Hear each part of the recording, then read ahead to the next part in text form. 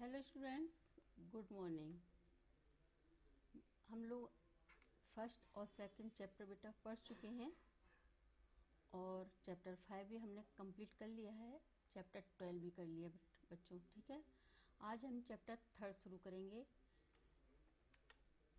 Chapter 3 Rajasthani लघु चित्रण शैलियाँ, यानी राजस्थान की कि किस तरह से राजस्थान में जो लघु चित्रण शैली थी विकसित हुई, इसका उद्भव और विकास हम राजस्थान की जो शैली है उसके बारे में पढ़ेंगे।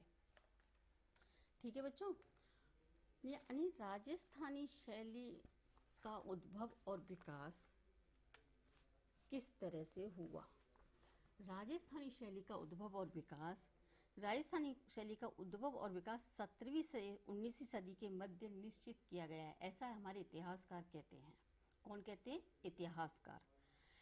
जो लघु चित्रण की परंपरा है ना, परंपरा तो आप जानते हैं जैसे शुरू से जो चली आ रही है, यानी परंपरा को सबसे पहले कुमार स्वामी, ये अपने दे रखे हैं कुमार स्वामी, ये कुमार स्वामी के अनुसार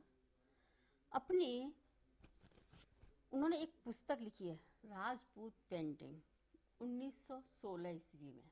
कुमार स्वामी ने एक पुस्तक लिखी है, राजपूत पेंटिंग, 1916 ईस्वी में, जिसमें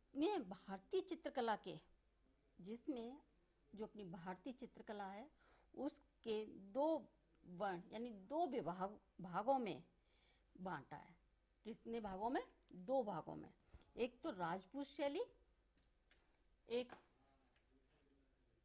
राजपूत शैली और दूसरी मुगल शैली। इन दो भागों में किसने बांटा है? कुमार स्वामी के अनुसार है, जो अपनी बुक पुस्तक राजपूत पेंटिंग में लिखा है, और उनने उसको जो पेंटिंग्स थे उनको दो भागों में विभक्त किया है। भारतीय चित्रकला के प्रमुख दो वर्ण हैं, जो राजपूत शैली और मुगल शैली। अब हम राजपूत जो शैली है उसकी जो सीमाएं, उसका विकास जो है वो कहाँ से कहाँ तक है, प्रश्न ये उठता है। तो जो राजपूताना की सीमाओं का विस्तार गुजरात से लेके बुंदेलखंड तक माना है, और दूसरी ओर हिमाचल की तलहटी की पहाड़ी रियासतों से मालवा के मैदानी क्षेत्र तक माना है। कहाँ तक माना है राजपूताना पेंटिंग का?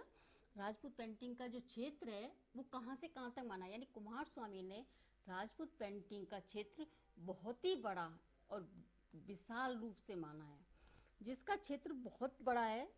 अब मैं दोबारा से आपको रिपीट करती हूँ, गुजरात से लेके बुंदेलखंड और हिमालय की तलहटी से लेके रियासतों के मालवा के मैदानी क्षेत्रों तक इसका माना है। राजपूत पेंटिंग में लघु चित्रण परंपरा का उल्लेख किया है।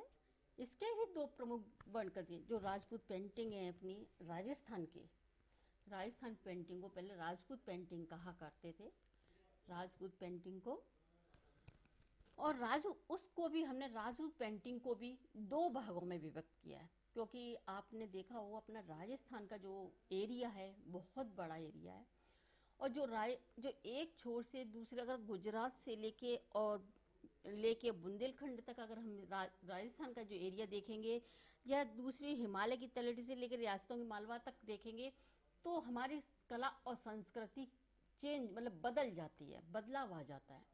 तो हम राजपूत पेंटिंग को एक नाम ना देके कई नामों में इसको बांटेंगे, तब हमको ये पूरा राजस्थानी शैली का एक उद्भव और विकास सही समझ में आएगा।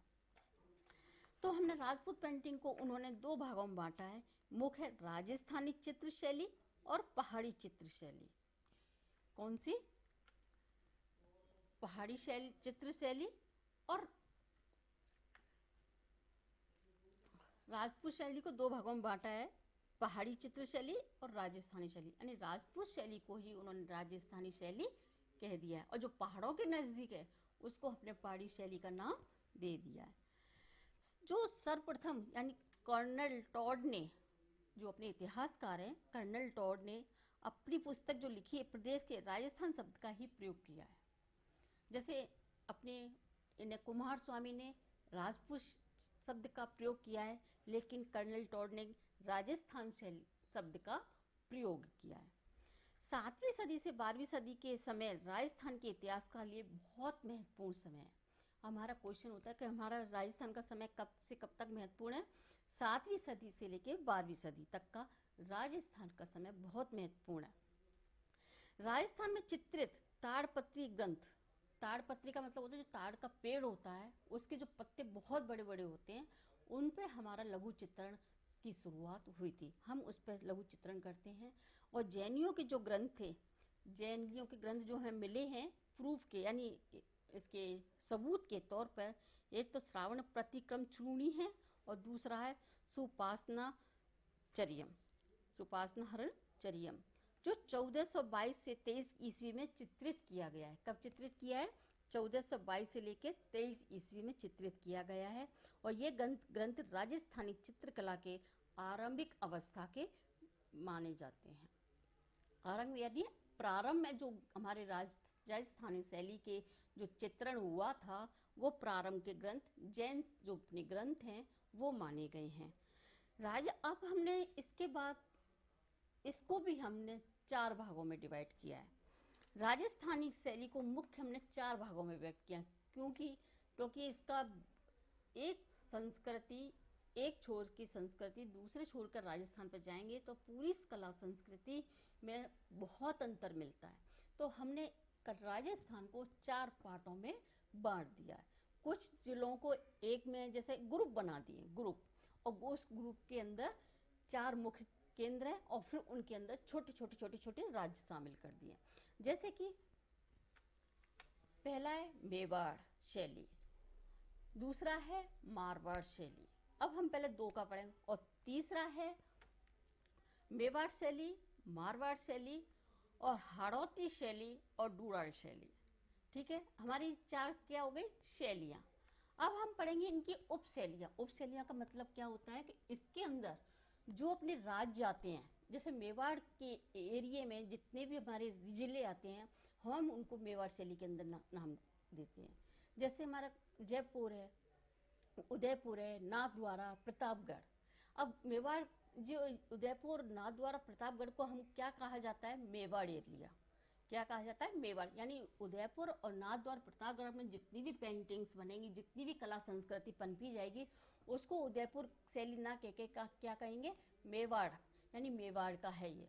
अब इनकी उप शैलियों का अपना अपना अस्तित्व होता है, तो इसलिए उदयपुर की क्या शैली है, नाथद्वारे की क्या शैली है, प्रतापगढ़ की क्या। जैसे आपने नाथद्वारे का तो नाम सुना ही होगा, अपने श्रीनाथ जी का मंदिर है, वहाँ अपनी पिछवाई शैली बहुत प्रसिद्ध है। यानी जो अपने श्रीनाथ जी का मंदिर है उसके जो पीछे वाली दीवार पे बनने वाले चित्रों को हम पिछवाई शैली कहते हैं। ठीक है। और हमारे यहाँ के जो संगीत है, यहाँ का संगीत भी हवेली संगीत के नाम से जाना जाता है, क्योंकि हमारे गोवर्धन से और मथुरा से कुछ कलाकारों को बुलाया और यहाँ के कुछ कलाकारों ने अपना मिलकर ही एक कार्य किया, संगीत बनाया, चित्रण कार्य किया, तो उसको हमने हवेली संगीत दिया। और जो चित्रण कार्य हुआ तो श्रीनाथ जी के नाम से उस चित्रण कार्य फेमस हुआ। और जो श्रीनाथ जी के मंदिर के जस्ट श्रीनाथ जी के मंदिर की जो दीवार पर बने चित्र हैं उनको हम पिछवे चित्रण के नाम से जानते हैं। अब इसी प्रकार मारवाड़ शैली। मारवाड़ शैली का मतलब है जोधपुर, बीकानेर, किशनगढ़, नागौर और सिरोही, यानी मारवाड़ के अंदर ये 4-5 जिले आ जाते हैं। कौन कौन से? जोधपुर, बीकानेर, किशनगढ़ और नागौर, सिरोही। सिरोही का तो जैसे अपना हम बताया था कि माउंट आबू आता है, जिसमें देलवाड़ा का मंदिर है, जिसमें जैनियों का मंदिर है देलवाड़ा, जिसकी हम चर्चा करते हैं और आगे भी इसकी चर्चा करेंगे चैप्टर 11 में। ठीक है बच्चों। अब हम सिरोही में हमारा है, और किशनगढ़ अपना जयपुर में, जयपुर के पास ही है, जहाँ का मूर्ति यानी संगमरमर के लिए बहुत प्रसिद्ध है। मूर्तियों के लिए, मंदिर की दीवारों की जो बारीक कटिंग होती है फूल पत्तियों की, उसके लिए। और वहाँ का जो चित्रण कार्य है बहुत ही प्रसिद्ध है, क्योंकि किशनगढ़ के राजा सावन सिंह थे। कौन थे? सावन सिंह थे। जो और वहाँ का जो चित्रण था, बनी ठनी का नाम तो आपने सुना ही होगा बेटा, क्योंकि बनी ठनी हमारी विश्व विख्यात चित्रण है, जो जिसका चित्रकार है निहाल चंद। ठीक है। और इस बनी ठनी के आपने कहीं देखी होगी, आप मार्केट में जाते हैं कि शॉप पे के बनी ठनी बुटीक है या बनी ठनी दुकान या बनी ठनी, बनी ठनी शब्द कहाँ से आया? बनी ठनी किशनगढ़ से आया, यहाँ के राज चित्रकार ने निहाल चंद ने एक बनी ठनी नाम का चित्रण किया था। बनी ठनी उसको क्यों कहते हैं? क्योंकि वो रानी थी, उसकी राम जब बनी ठनी का चित्रण का कार्य पढ़ेंगे, उसकी व्याख्या पढ़ेंगे, तो मैं उसकी पूरी बनी ठनी की कहानी इसमें हम लिखेंगे और उसके जो फोटो है उसको हम डिस्प्ले करेंगे। नेक्स्ट आएगा अपना हड़ौती शैली। हड़ौती शैली यानी कोटा, बूंदी और झालावाड़ में जो कार्य होता है चित्रण का या काव्य का, उसको हड़ौती शैली नाम दिया जाता है। इसी प्रकार डूडाल शैली, डूडाल शैली हमारे जयपुर जो है, उनियारा, अलवर और शेखावटी इलाकों में जो हमारी लैंग्वेज बोली जाती है, जो हमारा चित्रण कार्य होता है, उसको हम डूडाल शैली कहते हैं। जैसे कि जयपुर में हमारे या अलवर में डूडाली भाषा बोली जाती है। यहाँ पर इसी तरह से हमारे ये राजस्थान कितने भागों में बटा? 4 पार्टों में इसको हमने बांटा है। और इसी तरह से हम पहले, अब हम दोबारा से एक बार रिवीजन करती हूँ बच्चों। शैलियों का वर्गीकरण सबसे पहले किसके? कुमार स्वामी के अनुसार राजपूत पेंटिंग और मुगल शैली। फिर उसके बाद हम राजपूत शैली का भी विस्तार किया, तो राजपूत शैली में भी 2 विस्तार कहाँ से कहाँ तक बताया था? गुजरात से लेके बुंदेलखंड और हिमालय की तलहटी से लेके मालवा की मैदानी तक इसका था। अब हम राजपूत शैली को भी यानी राजस्थानी शैली को हमने 4 भागों में बांटा। किस किस में? मेवाड़ शैली, मारवाड़ शैली, हाड़ौती शैली, डूडाल शैली। अब हम इनकी उप शैलियाँ भी पढ़ेंगे, जैसे उदयपुर शैली, नाथद्वारा, प्रतापगढ़। मेवाड़ शैली की उप शैलियाँ हैं। क्या कौन सी शैलियाँ? उप शैलियाँ। और मारवाड़ शैली की जोधपुर, बीकानेर, किशनगढ़, नागौर, सिरोही है।